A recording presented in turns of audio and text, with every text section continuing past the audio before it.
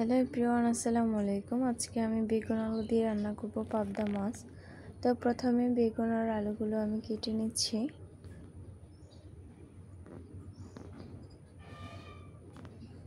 তারপর আমি মাছগুলো ভালো করে ধুয়ে দিয়ে দিচ্ছি হলুদের গুঁড়ো, তারপর দিয়ে দিচ্ছি ধনিয়ার গুঁড়ো সামান্য পরিমাণ, দিয়ে দিচ্ছি মরিচের গুঁড়ো, দিয়ে দেবো স্বাদ মতো লবণ, দিয়ে ভালো করে আমি মাখিয়ে নেব।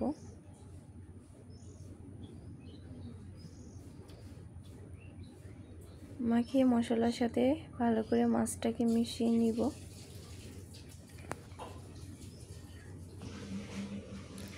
এখন আমি ভালো করে ফ্রাই করে নিব।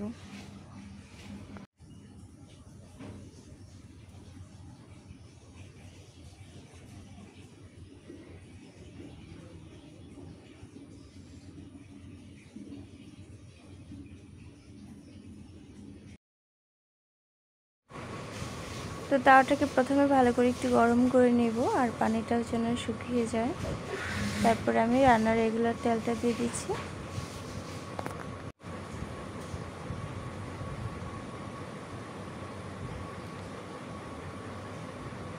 এখন মাছগুলোকে আমি দিয়ে দিচ্ছি।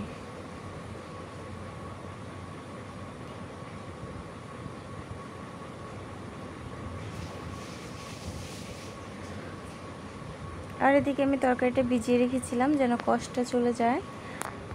এখন ভালো করে ধুয়ে নেব। তারপরেই তো মাছটা কিন্তু এক পিসটা হয়ে গিয়েছে। তো এক্ষেত্রে আমি এখন উল্টিয়ে দিচ্ছি।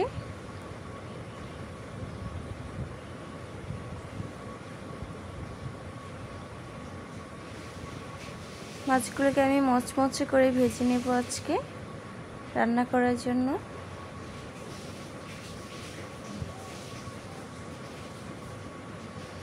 এই তো মাছগুলোকে আমি ভেজে নিয়েছি একদম মচমচে করে। চুলায় একটা কড়াই বসিয়ে দিলাম, দিয়ে দিচ্ছি রান্নার রেগুলার তেল।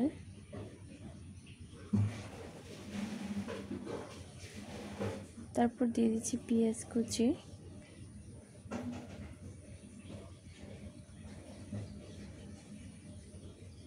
পেঁয়াজ কুচিটাকে এখন আমি ভালো করে ভেজে নিচ্ছি।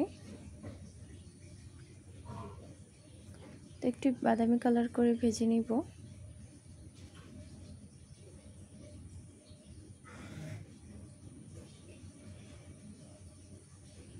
তারপর আমি সামান্য পানি দিয়ে দিচ্ছি।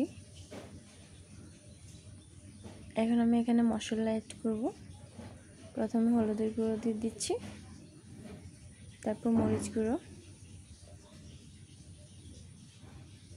তারপর দিয়ে দিচ্ছি ধনিয়ার গুঁড়ো, স্বাদ মতো লবণ দিয়ে এখন মশলাটা ভালো করে কষিয়ে নিব।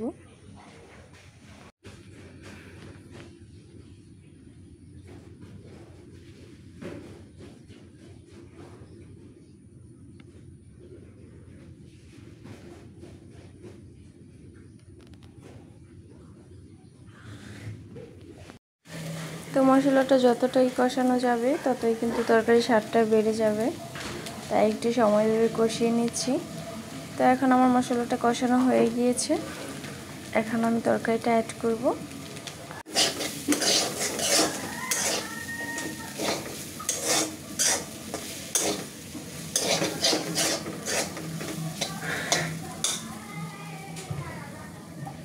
তরকারিটা দিয়ে ভালো করে একটু কষিয়ে নেব।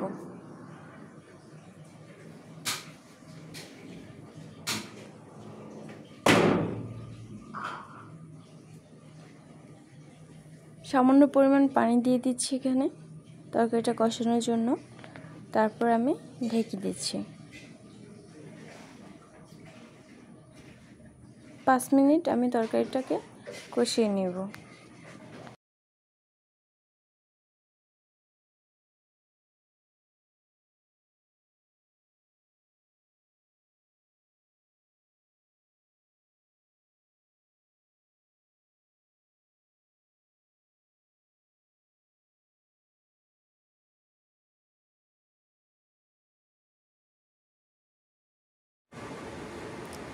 তো তরকারিটা কিন্তু আমার কষানো হয়ে গিয়েছে, ঝোলটা শুকিয়ে গিয়েছে।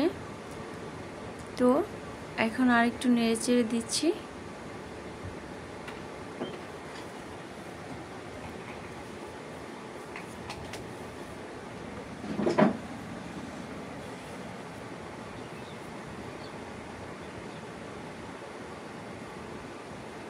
তারপর তরকারিতে আমার যতটুকু ঝোল অ্যাড করার প্রয়োজন ততটুকু অ্যাড করব।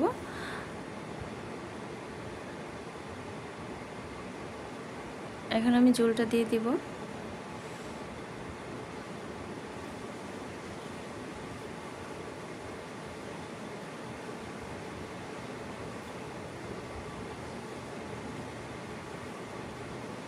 তো ঝোলটা আমি দিয়ে দিয়েছি তরকারিতে যতটুকু প্রয়োজন ছিল। তো এখন আমি ঢেকে দিচ্ছি, বলক আসা পর্যন্ত অপেক্ষা করব।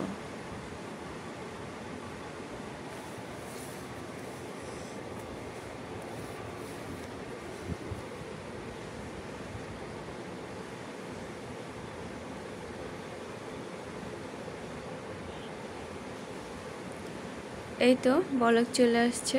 এখন আমি জিরের গুঁড়োটা অ্যাড করছি সামান্য পরিমাণ। অলরেডি তরকারিতে কিন্তু বলক চলেই আসছে ভালোভাবে। তো এখন আমি ভেজে রাখা মাছগুলো এখানে অ্যাড করব।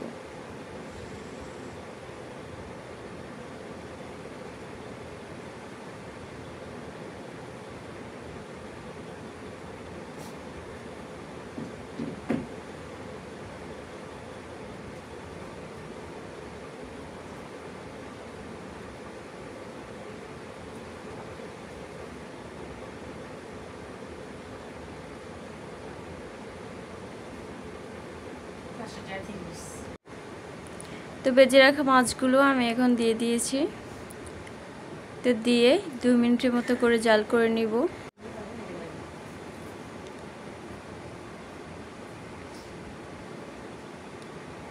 তরকারির ঝোলটা কিন্তু গাঢ় হয়ে আসছে এখনই।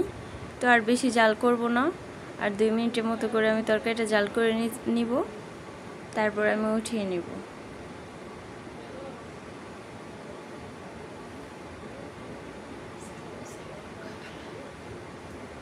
তো এখন আমি ঢেকে দিচ্ছি।